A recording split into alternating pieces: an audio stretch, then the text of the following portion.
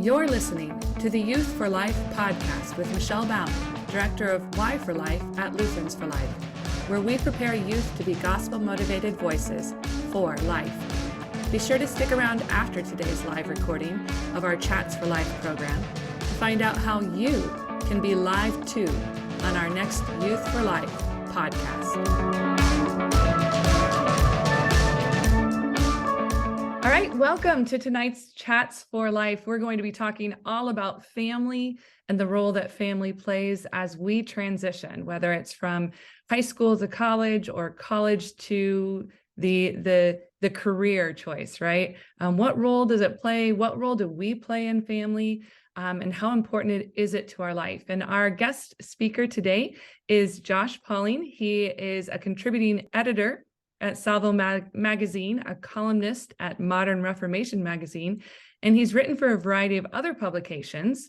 He's also a frequent guest on Issues, Etc., the radio show and podcast. Josh also taught high school history for 13 years in the public school setting and is now a classical educator. He also runs his own business, making custom furniture and restoring vintage machinery. He studied at Messiah College, Reformed Theological Seminary, and Winthrop University, and he is the head elder at All Saints Lutheran Church, LCMS congregation. He and his wife, Christy, have 2 children who are being classically homeschooled. So welcome, Josh. Tonight, we want to open with prayer, and then I'm going to hand it over to you to give the presentation this evening. So if you'll please pray with me.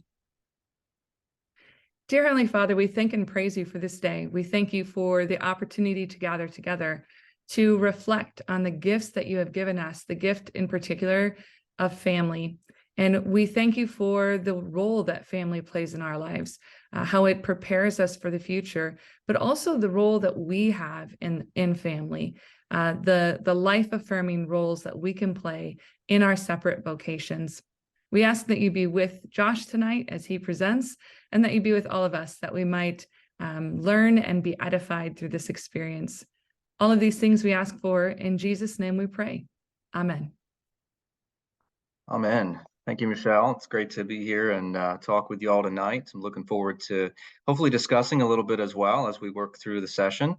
The transition to adulthood in our society today is really challenging, right? And many of you are experiencing that in one way, shape, or form, either from high school to college or college to career or from high school to career.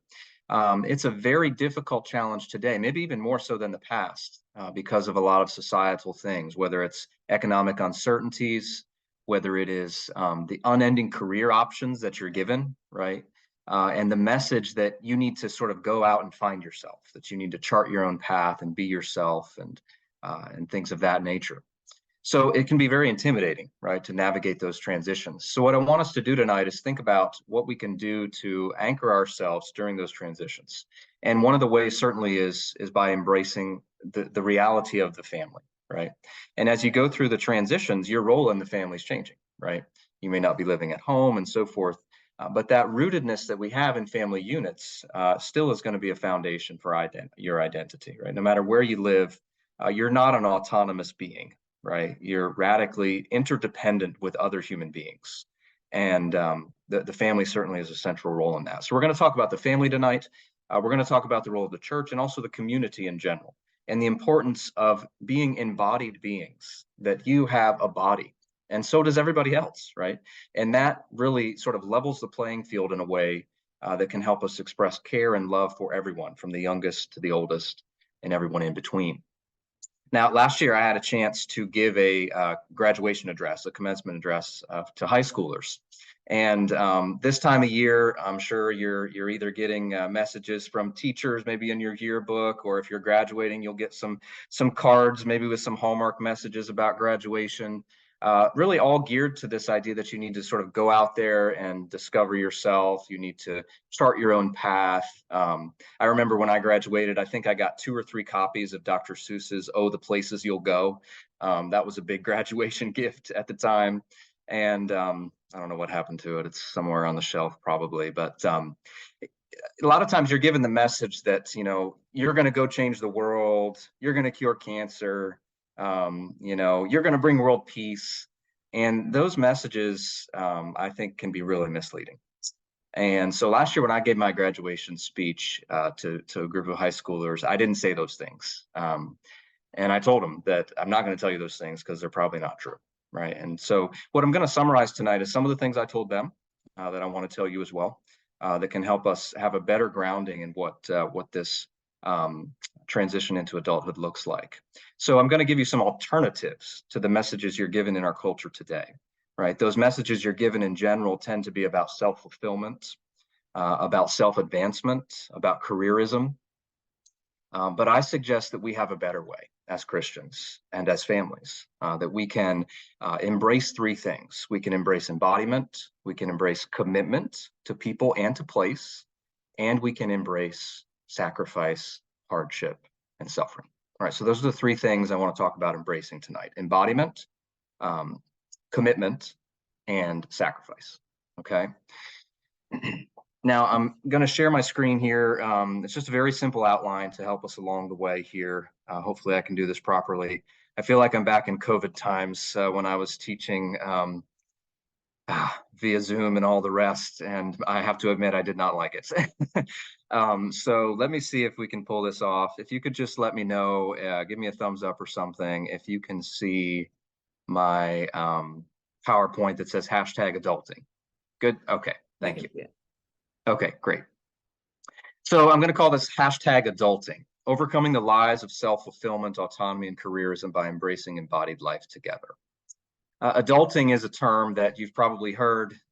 We've sort of coined a new verb, right? When an adult person does adult things like pay the bills or get their car fixed, right? We have to call it adulting, right? But we can do more than just adults, right? We can actually be adults. We can actually mature into an adult, not just pretend to be one. So that's what we'll call this session tonight. We'll explore, like I said, embracing embodiment, commitment, and sacrifice. And to do that, I want to sort of look at the past, okay, and then look at the present, and then really lay out and explore these three things a little bit more. So we'll do a little history, we'll do a little contemporary evaluation, and then explore these three things a little bit more and what I actually mean by these three terms, right? So I was a history teacher, I got to admit, so I love history. And I think history is an important thing to know well because it helps us understand the present better, right?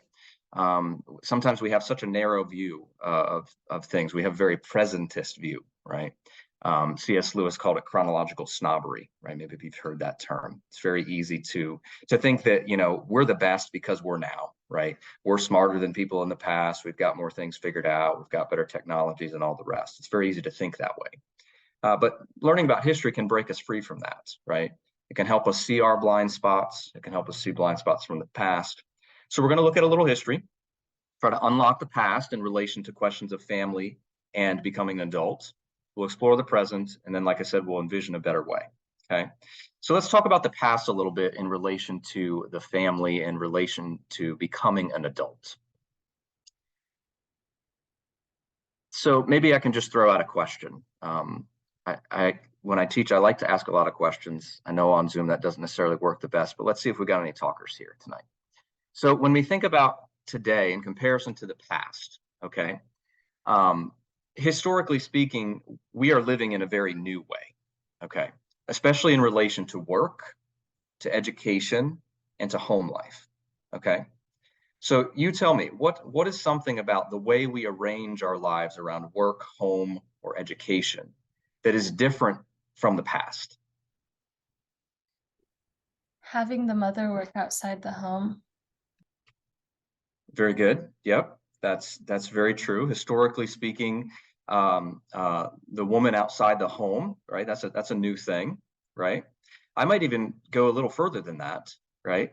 Where did most work take place, historically speaking, before the Industrial Revolution? At home. At home, right? For both the wife Mother and and father. the husband, and also who else? Children. The children, right? So there was a much more natural relationship between work and home, right? Going to work is a pretty new idea, right? For most of human history, people didn't go to work the way they do today. okay? Work took place on your property, right? On your farm. Maybe you had a little bakery in town and you lived in the apartment above the bakery, right?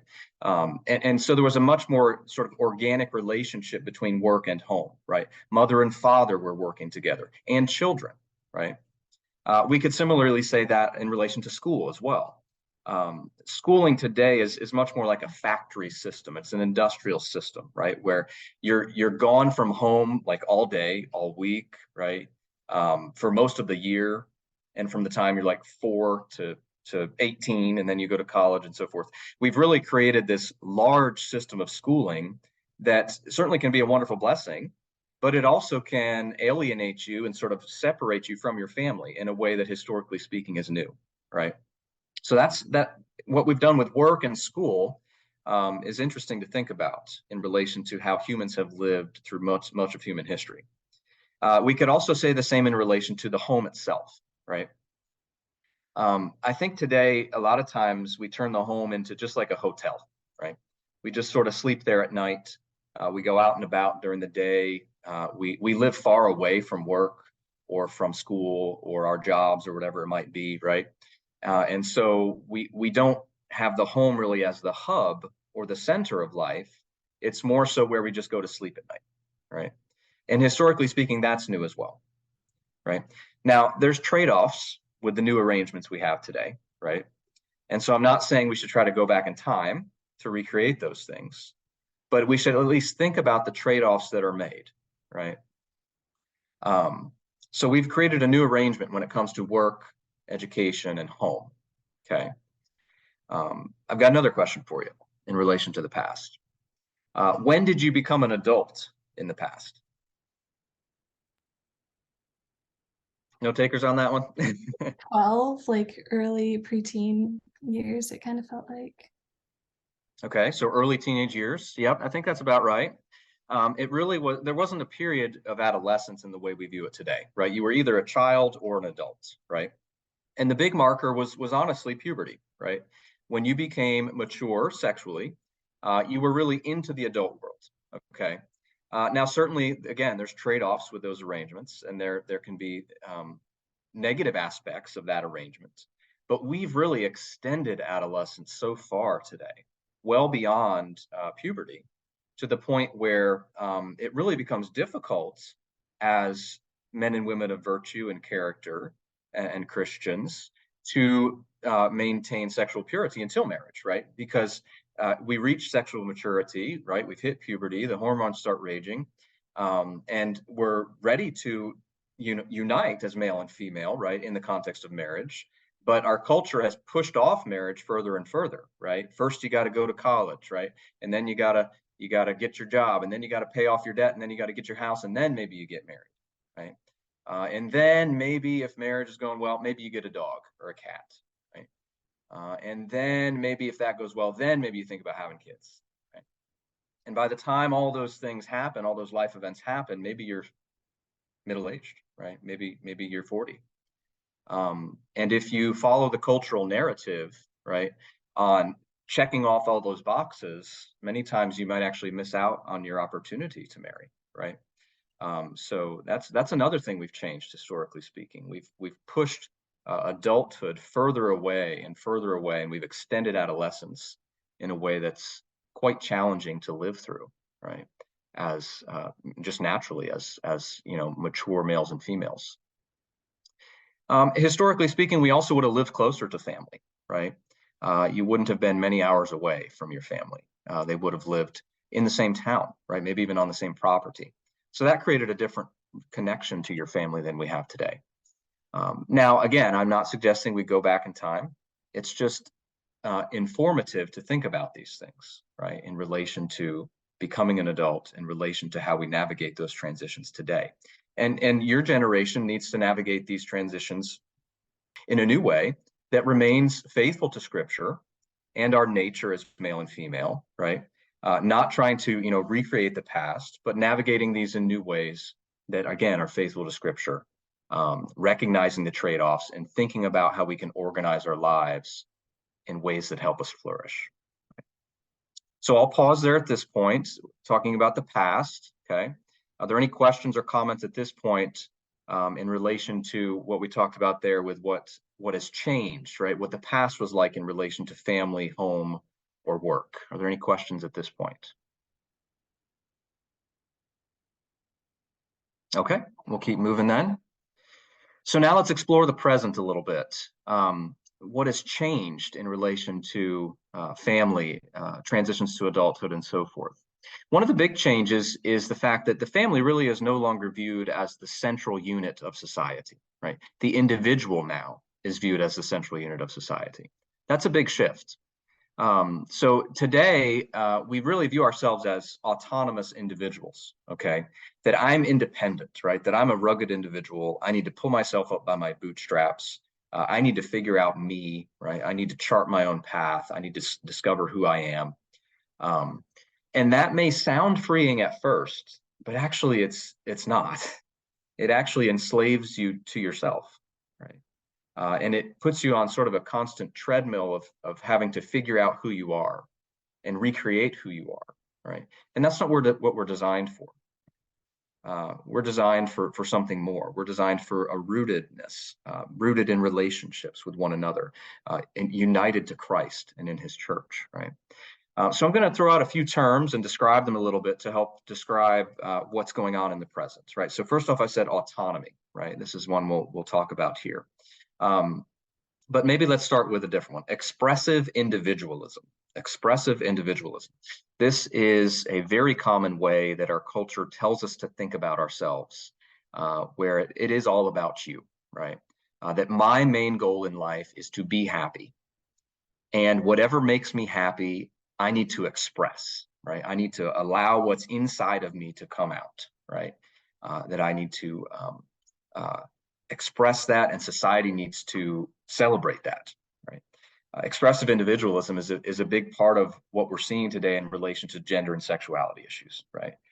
That is exactly expressive individualism, right? That who I am is my internal gender identity, and I need to express that externally, right? That who I am is my sexual desires, and I need to express that externally. So expressive individualism is very influential. And we may see that, very clearly in sort of the gender and sexuality issues, but it also seeps its way into our thinking, right? Where we view our lives in that very similar way, that we need to express ourselves, and that's what makes us happy. We need to do what makes us happy. And what sort of gets lost in that is a sense of duty, a sense of responsibility, right? Commitment, and so forth. It really becomes all about you. Another big idea today is careerism, right?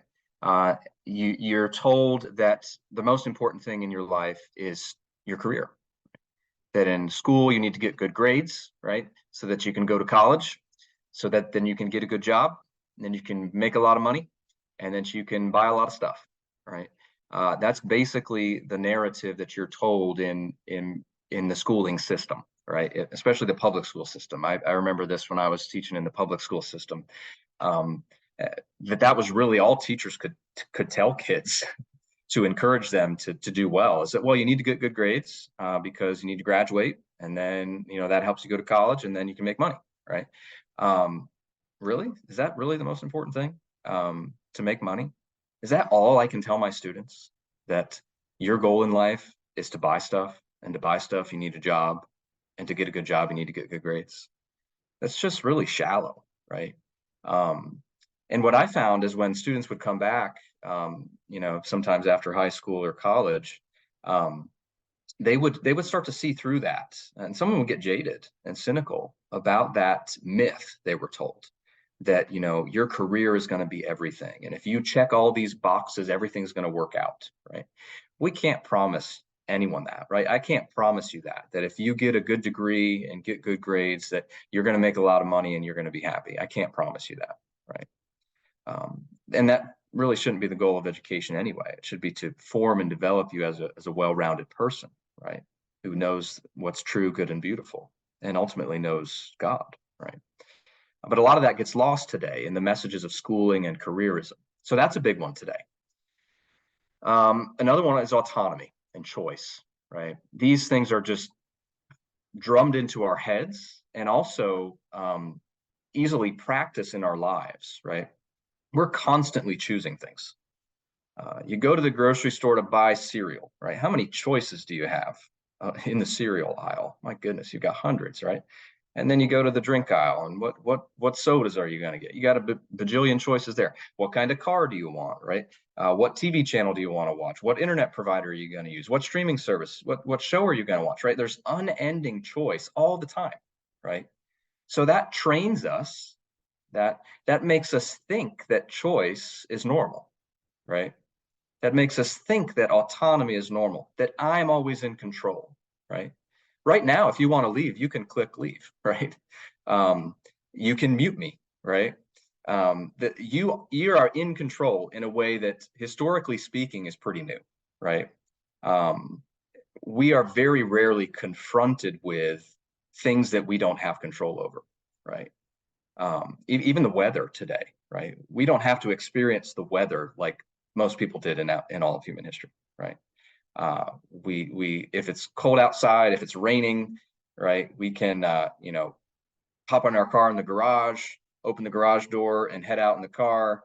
We can park in the parking deck and then walk into the building without ever having a drop of rain on us, right? Now that may seem like a silly example, but it just shows us how far off we are from that sort of direct confrontation from nature itself.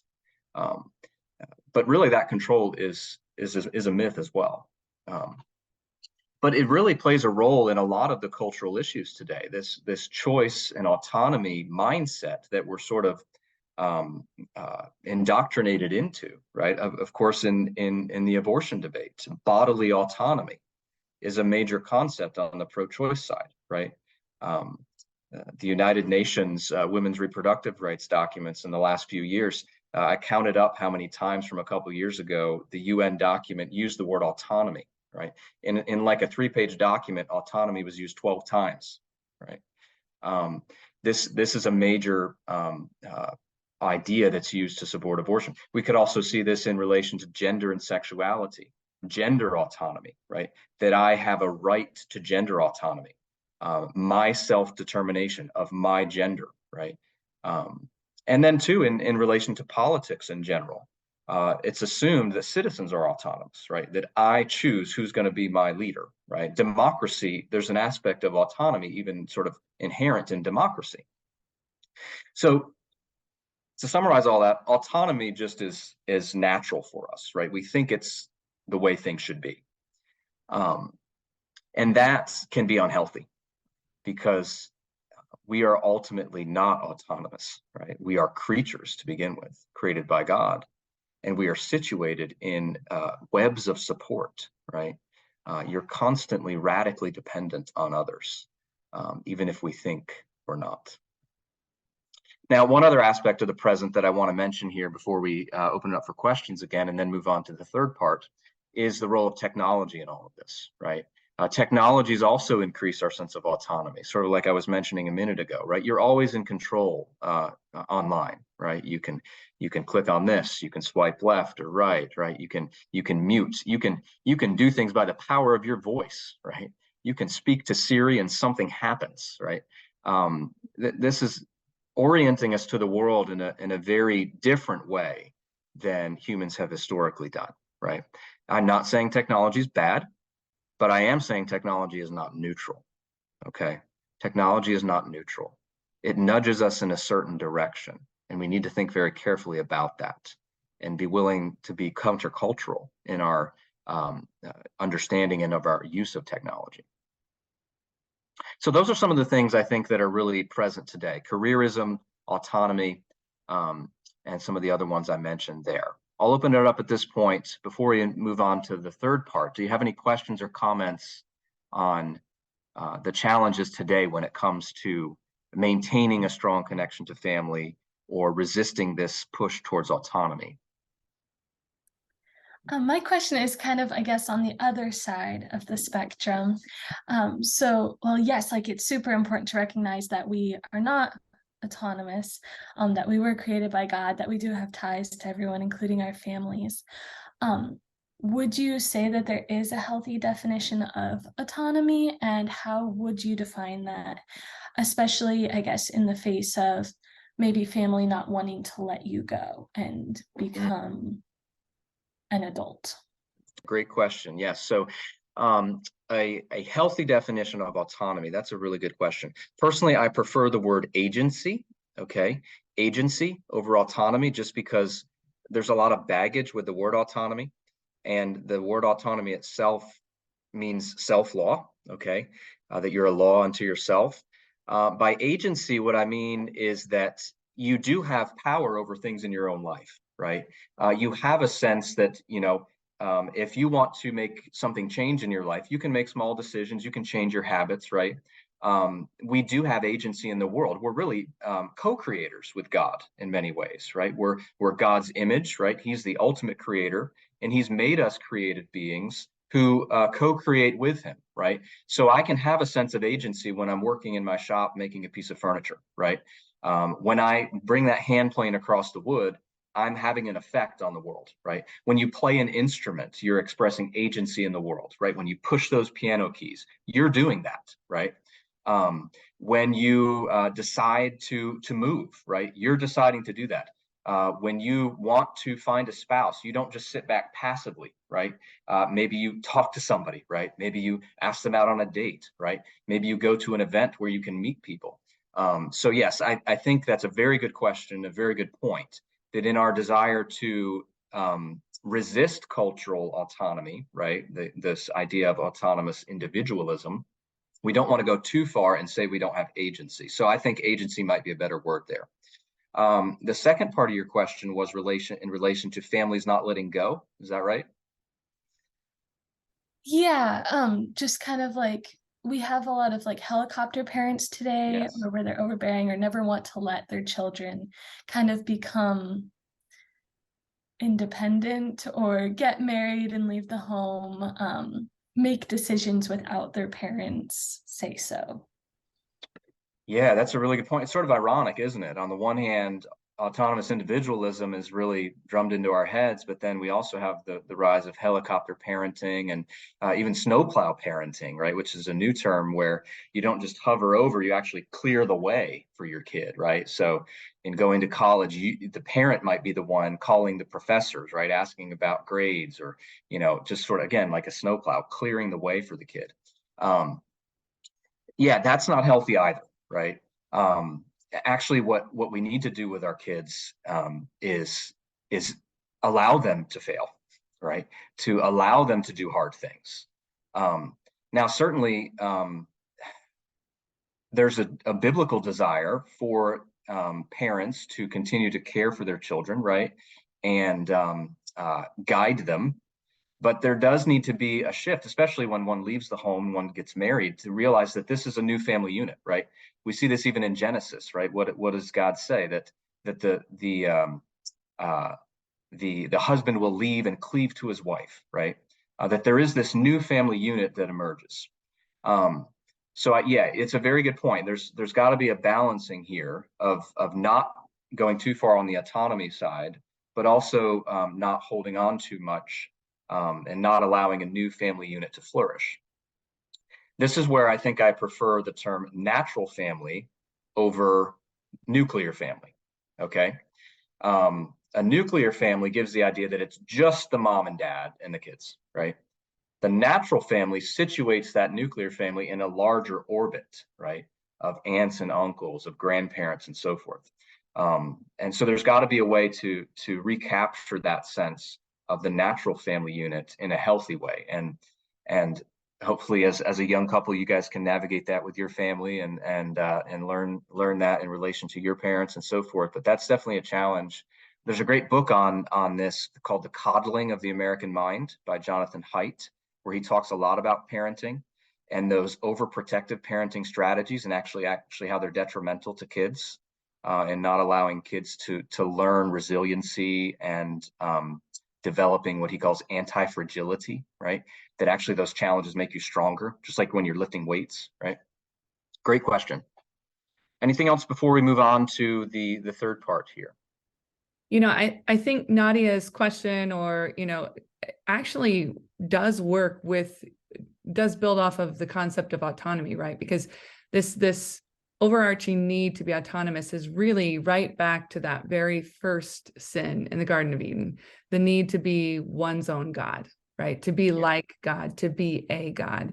And so when you have parents that are used to being autonomous, right? That are used to making all of those choices for their child, to being in control of all the things in their life, it just extends. It continues to extend even into college, like you said, where with that transition from even helicopter to the snowplow parents, that is, in my opinion, a direct result of the encouragement that our society has toward autonomy, right? And now we are not only the gods of our own lives, but of those of our creations, right? Those that we have procreated, participated in. So I think it's an interesting. Yeah, that's a really good point. So the autonomous desire is that desire in the parent to continue to control the child. Yeah, that's excellent. From my experience with teaching, that's what I saw, right? An inability to. It was a first commandment issue, right?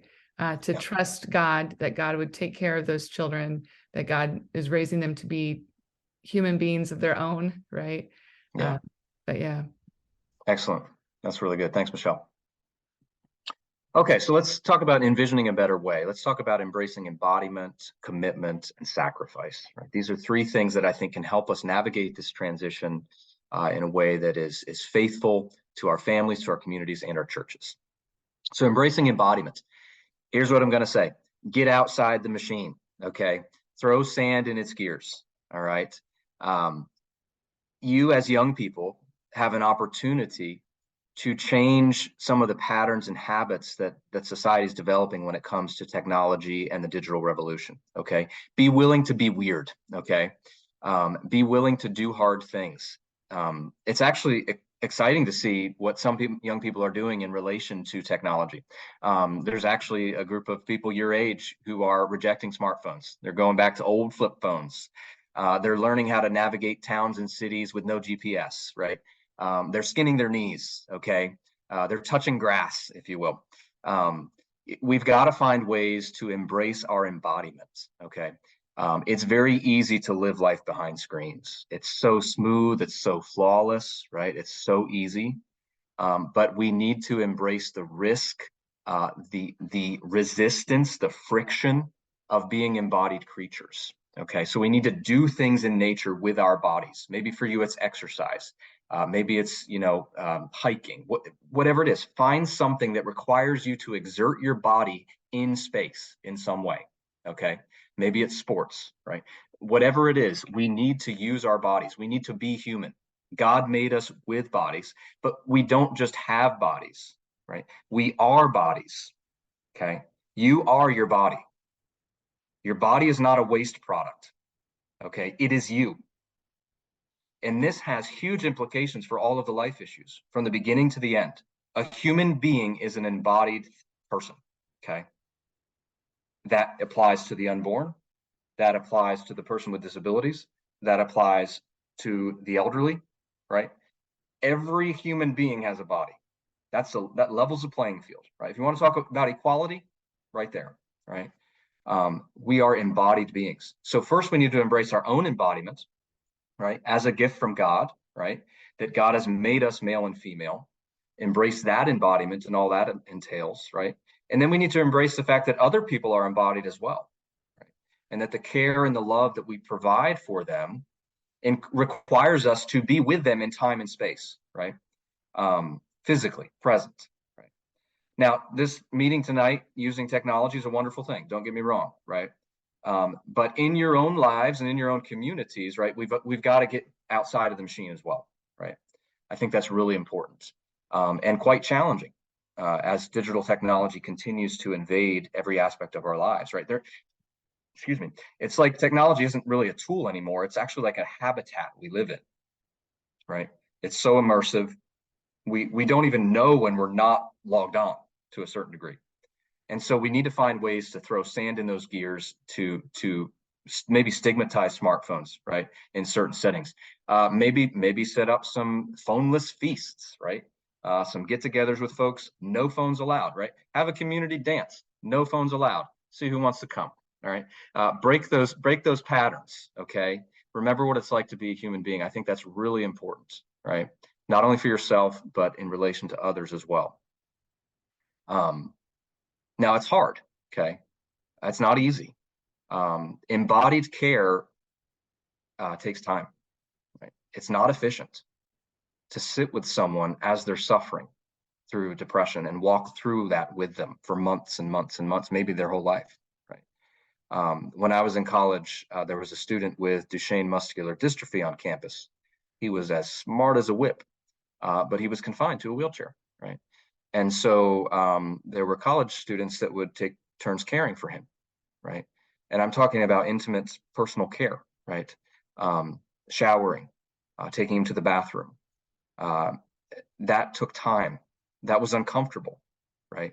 But that's what it means to love and live aside fellow embodied human beings, right? So embrace embodiment. Another one is embrace commitment, okay? We need to take on commitments to place and to people, okay? It's very easy during your high school and college years to have a sense of detachment from place, okay? And it's easy to have the goal of like getting out of your hometown. I understand that. I remember many of my students year after year would say, oh, my main goal is to get out of town, right? To move on from this small town. And I understand that that's a natural thing. But also you might want to think about the fact that it's not greener on the other side, right? There's going to be the same problems. And many times the allure of the city doesn't bring with it what you think it will. There's something to be said for a rootedness, right? A connection to place, a connection to family in our day that gets lost very easily. So I'd say consider that. Consider commitment to place and consider commitment to people, right? It takes time and effort to develop committed relationships.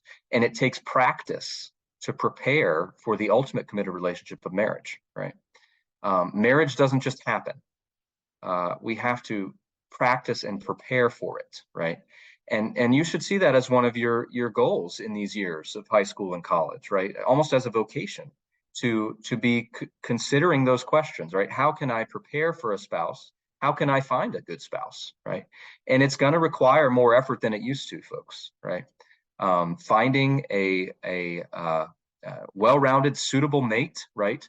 That's a faithful Lutheran is not as easy as it was 20, 30, 40, 50 years ago, okay? So that may mean you need to be creative, right? You might need to go to some conferences across the country, right? Maybe go to some of Michelle's conferences, right? Meet fellow people, do the types of things you're already doing, right? Be a part of Higher Things or LCMSU or whatever it is, whatever can help you actually connect to people your age that could be possible spouses, right? Maybe it means not quite arranged marriages, but maybe it means some people putting each other in touch, right? I know two people my age that basically their parents said, hey, I know somebody who's a good, solid Lutheran who lives in another part of the country, going to put you two in touch. And they started writing letters, they started calling each other, they started meeting, and both of them have wonderful marriages. We may need to be creative, right? To find good spouses, to find committed marriages that lead to the production of children, right? That's another way to embrace embodiment, is to have new bodies, right? To have babies, and to embrace life in that way.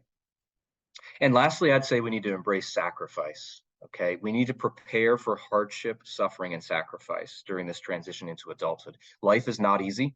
You already know that, right? I'm sure you've suffered in ways that I can't even imagine, right? Life has a way of bringing with it difficulty and suffering. And our job is not to avoid that. It's not to try to dismiss that. It's not to be trite about it either. Oh, God, God will work it out, or, some sort of simplistic, sentimental, religious message about it. No, we are, as Christians, we have a very interesting view of suffering, right? We don't stoically dismiss it. We actually are allowed to lament about it, right? We are supposed to mourn when suffering happens, when life is hard, because it's evidence of a broken world, right? But we also know as Christians that sacrifice and suffering is redemptive, right? that Christ himself took into his very body all of your suffering, right? All of the evil of the world, all of your sins, and redeems it, right? And that is such a rich message that I think we need to remember as well, right? To embrace sacrifice and suffering as callings in this life. I just want to read a couple quotes in relation to that from one of my favorite 20th century Christian thinkers, Richard John Neuhaus. He put it this way: "The way of the Christian life is cruciform. Jesus did not suffer and die in order that we need not suffer and die, but in order that our suffering and death might be joined to his in redemptive victory." And what that means is that our suffering has deeper purpose and meaning. So we can embrace those challenges. I was talking with a guy in his 20s today. We've been meeting lately and talking about life and reading a book. And I was telling him that the call to Christianity is both hard and easy at the same time. Right? At the one hand, it's all gift, right? You are completely, freely forgiven. You are redeemed. You're justified as a free gift, through Christ and given to us through the word and the sacraments, right? But at the same time, Christianity is a call to die, right? And I sort of compared it to the Marines, okay? If you know anything about the military, the Marines usually meet their quotas for how many people are supposed to sign up for that branch of service, right? And people have always wondered about that because the Marines is one of the most elite branches, right? It's one of the most elite groups to be a part of. It's hard, it's difficult.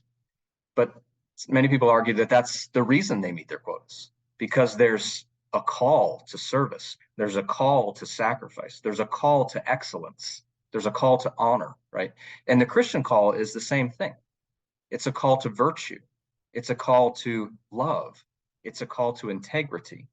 And it is a call to die, right? To die to self and to live unto God. And I think we can recapture that a little bit. The hardness and the easiness of Christianity, right? It's a paradox. It's all gift, but it's a call to die, right? We see that with Christ himself. He says, "Come to me," right? "All who are weary and heavy laden, and I will give you rest." But he also says, "Take up your cross and follow me," right? So we need to remember that juxtaposition of all gift and a call to something holy, a call to something worth more than anything else in the world. So before we move on to the Q&A, I just leave you with this. Embracing embodiment, commitment, and sacrifice are not surefire solutions to all your problems, but they can stack the deck a bit more in our favor, and help us recover what it means to be human. Because embracing these three things plant us more deeply in the gifts of God, given to us in the church, in the family, and in our communities. God plants us in webs of mutual interdependence and support. At our birth, our name is given, our place is given, our family is given, our community is given.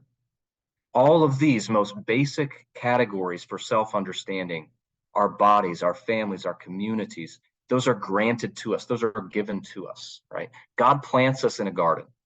And though it is a garden filled with suffering, with thorns and thistles, it still reverberates with echoes of God's original pronouncement of it was very good. And it is in this corrupted yet still hopeful garden that we experience hints of our true human destiny. And it is in the garden of the church where those glimpses of our final destiny break into time and space through the gifts of God in word and sacrament, which root us deeply in union with Christ and one another. Here we can see shadows of the final day, the final eschaton, where we will be planted in the restored garden of God and will find the fullest expression of human identity imaginable, being planted deeply, even grafted together with the true vine, in full communion with the Holy Trinity and one another. Amen. Okay, so how about some questions, some discussion, thoughts, comments? I'm going to jump in here because you talked about how there are some young people that are throwing sand in the gears, right? They are turning away from technology. They are I'm seeing that in students that I taught that are now, married. They're not posting pictures of their kids on social media, purposely not doing that. But what I'm also seeing as I'm working with high school and college students is that they're doing it not just in the field of technology, but with marriage, right? I see a lot of the students that I work with are getting married younger. Yep.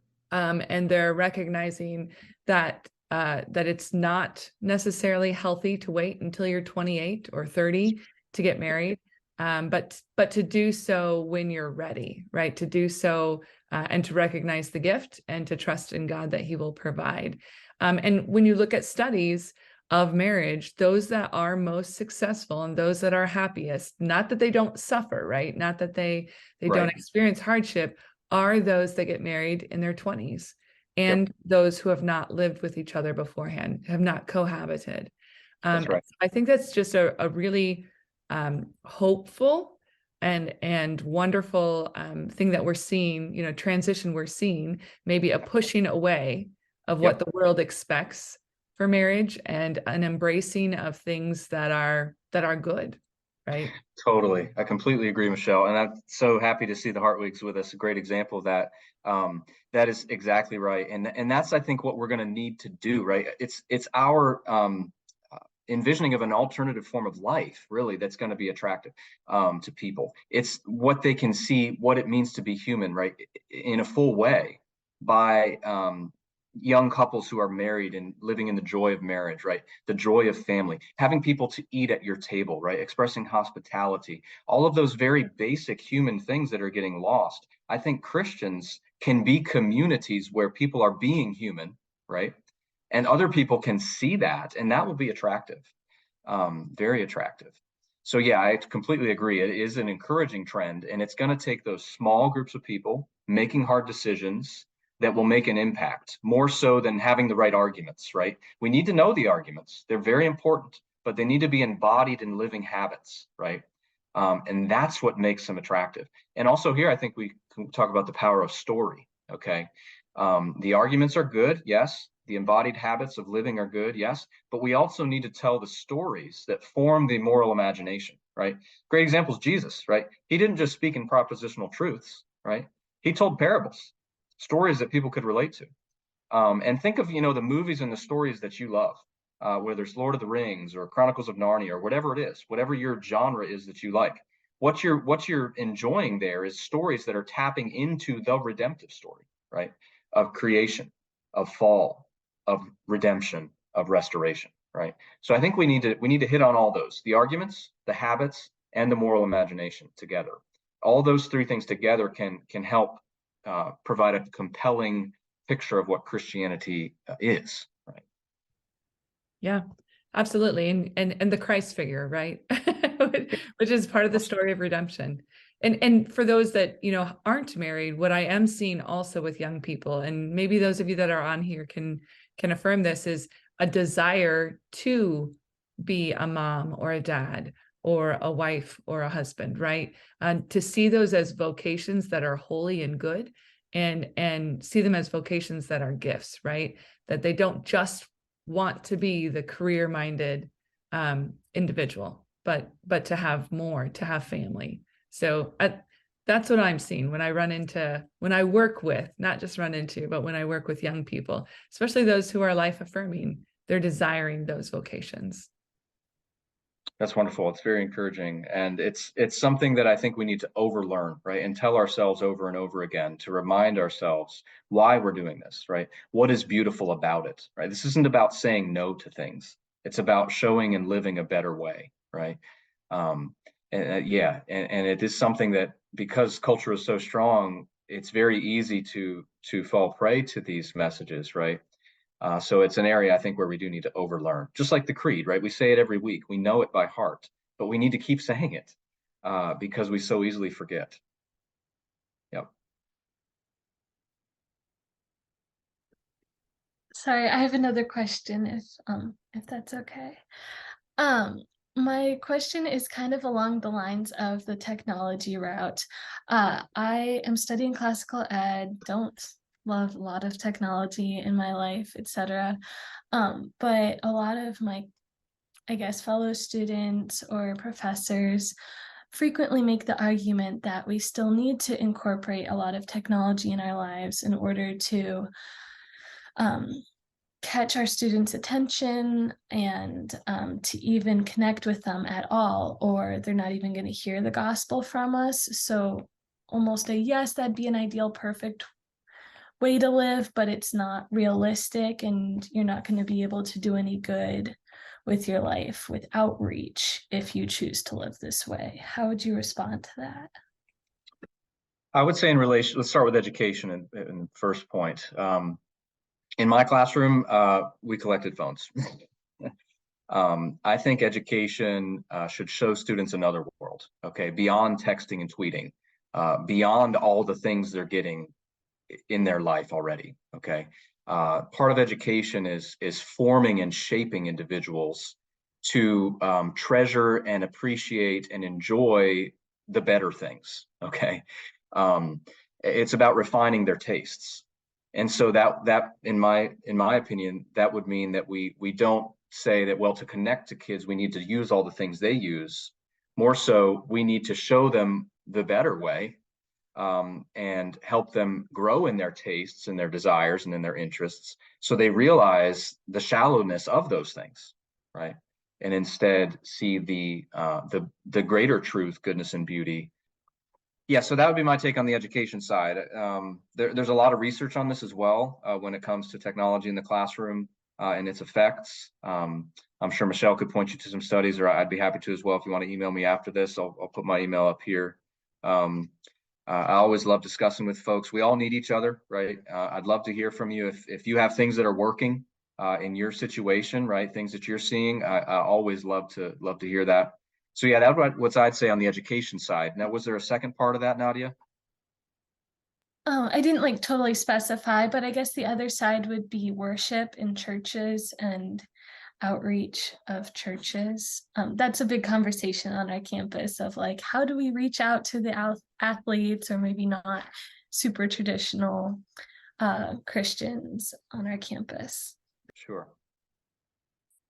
This is an area of great interest of mine, and I do have some articles and some presentations on the role of technology in the church. One of them is on YouTube. It was last summer at Bethany Lutheran College. It was called The Trojan Horse of Online Worship. If you were to go to YouTube and Google my name and that title, you probably could find it. I'll give you the short version of my take on those things. I think worship is an especially embodied thing, okay? Because God comes to us through physical means of word, water, bread, and wine. The incarnation itself sets the precedent here, right? Where Christ takes on a body and touches other bodies, speaks to other bodies, right? Breathes on other bodies. So I would say the worship life of the church needs to really maintain a pristine physicality of in-person worship. Now we can use technologies for other aspects, for edification, for learning, for things like this. Wonderful use of technology. But I think when it comes to the worship life of the church, the ministry of word and sacrament, I think we have to be pretty firm on that being an embodied thing. So I wouldn't be a huge fan of like live streaming worship. I think that can send the wrong message. If you're recording the service and posting it later, there's a huge variety of variations there. But I think we do need to stand by that principle that worship is primarily an in-person thing because God made it that way. Again, it's not that we can't learn from listening to sermons or we can't learn from singing along online or whatever, but we shouldn't call it worship. In some of my articles, I actually talk about, specific things we could do or not do in relation. I think one of them, we shouldn't call it online worship. You can call it maybe, Sunday meditations or, service of the word or something, but it's not the divine service, in my opinion. So great question. Obviously, lots of ink has been spilled on that. But yeah. Can I suggest a book for you as well, Nadia? Written by Neil Postman. It's called Amusing Ourselves to Death. It's an old one. It was written like in the 1980s. But I think you'll find some really good observations about society and shifts in society. And he does a great job of connecting it also to religion. I echo that completely. A lot of my ideas about technology are rooted in Postman and people who have developed his thought in the years since he died. Yes, he's excellent. Yeah. I think the main thing is we need to think theologically about all these things, right? Not just practically. We need to think theologically. What is this communicating theologically when we live a life that's fully online, right? When we try to worship online, what are we communicating theologically? And that's a question that a lot of times doesn't get asked. Great questions. Really, really have enjoyed this. Anything else? So I'm wondering if you can review for us, because we want to, as we're going through these transitions, and we all have families, right? And the world is telling us probably it's time to pull away, right? You don't have any responsibility to family, those sorts of things. Review for us your main points. What would you say to that worldview? Sure. I'd say that what we actually need to do is embrace our new role in the family, right? Which may be a little different. You may not be living there, but you can maybe in a new way devote to maybe extended family. Maybe you have nieces and nephews that you can play a role in their lives. Maybe people at your church or at your college, right? That you can devote to in a new way. You're not disconnected from them, but it is certainly a new role. So I would say that the transition into college life and adulthood allows you to think about, okay, how can I give to my family in a new way? How can I serve my family in a new way? And maybe it's not so much in relation to your parents, right? Your relation to your parents have changed. Maybe it is in those relations to siblings, right? Maybe it's calling them more frequently. Maybe it's in relation to nieces and nephews. And as your parents get older, it may mean caring for them, right? I think that's another area where this new role that you're encountering, we need to think about, right? We have a lot of old people that are alone, right? And we saw that in COVID terribly, right? That many elderly people were so alone. And also people your age were alone as well, right? What did many people that were in young adulthood do? Well, they went back home during COVID, right? Because they were alone in their apartments. And so on both sides of the family, the beginning of family life and the end of family life, we saw that loneliness, right? So we need to be thinking about those things. Maybe that means we don't move as far away, right, from our family. Maybe it means we stay closer to home because we know we're going to have to care for our parents or something like that. Those are the types of things I would keep in mind. And again, I'd say those three principles. We're embodied beings. We need to embrace that for ourselves in relation to others. We need to, take on commitments, not be shy of them, and we need to embrace sacrifice. It's those things together that really encapsulate a human life, what it means to be human. Thanks. Are there other questions? If I may, I just want to put a little plug for Salvo Magazine, if that's all right. Yeah, go ahead. I'm a contributing editor and writer there. If you want to read more about technology and some of these other issues we talked about tonight, they have a lot of wonderful articles. Just today, my article called In Real Life was published there, where it's looking at a lot of these technological questions and how we live in real life. They put out 2 to 3 articles a week that are short, maybe take 5 minutes to read. They have wonderful writers on life issues. Since Dobbs, they've had a lot of good articles on what the ground looks like in relation to that. They have good articles in relation to navigating sexuality and gender issues, stuff on intelligent design, technology, lots of stuff. They have online free articles, and then they also have a print magazine, discounts for churches and organizations. One of their signature things is they have these fake ads they run in the magazine, like they're satirical advertisements of like progressive mantras. They're absolutely hilarious. If you go to their website, you can look at the fake ads and you'll laugh at them. It's just absolutely great satire. So it's and like they a also have Babylon student Bee. subscriptions for free. So you could get a free subscription to the magazine as a student. And I have the link there, salvomag.com/student. You'd get the print magazine for free. They have a lot of great Lutheran writers. One of their main editors is an LCMS member. LCMS, Cheryl Magnus writes for them, and also the Lutheran Reporter. and then Rebecca Curtis writes for them as well. They have a great group of Orthodox Christians, small o, right? People that we need to be working together with, right? Catholics, Protestants, Lutherans, Reformed, people that all agree on the major issues of the creed, right? And want to be faithful in our society today. And we're going to need each other more and more. So I'd just, encourage you to take a look at that if you're interested in these things and want another great resource to add to the great resources you already have. Excellent. Thank you so much for sharing that with us so much. And certainly if you guys need me to send that to you, I can do that. Otherwise, I'm sure you've been jotting it down, right? As we talk. So thanks so much for being with us tonight, Josh. It's been wonderful. If they want to further conversation or have some more questions, they can just contact you at jpauling@hotmail.com. Is that correct? Yes, that's wonderful. Always happy to discuss and hear what's working for you guys. And we all need each other, like I said. That's right. Well, thanks so much for being here. Just so you know, we do have in May, we always have Missions Month.